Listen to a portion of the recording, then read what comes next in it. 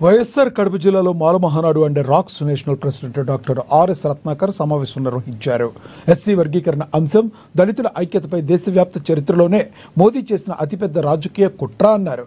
SC వర్గీకరణ శాంపిల్గా పంజాబ్, హర్యానాలో మొట్టమొదటిగా ఈ దేశంలో చేసింది కాంగ్రెస్ పార్టీ ప్రభుత్వమేనని తెలిపారు.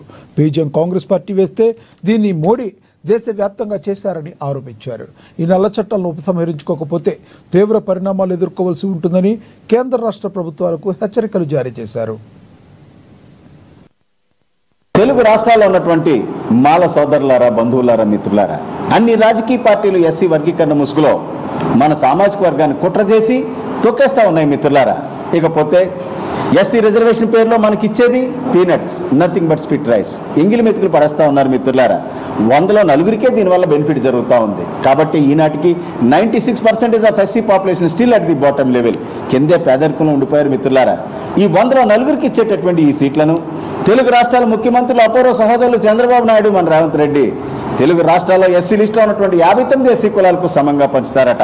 అలాగే మోడీ గారు అయితే దేశం మొత్తం మీద ఉన్నటువంటి ఎస్సీ లిస్టులో 1108 ఎస్సీ కులాలకు 100లో 4 ఇచ్చేటటువంటి ఈ 4 సీట్లని సమంగా పంచుతారట మిత్రులారా. ఇదే సబ్ క్లాసిఫికేషన్ అంటే. మనం ఎస్సీ లిస్టులో ఉన్నటువంటి మిగతా కులాలు డెవలప్ అవడానికి వ్యతిరేకం కాదు మిత్రులారా. కుట్రపూరితంగా దళితుల ఐక్యతను దేశవ్యాప్తంగా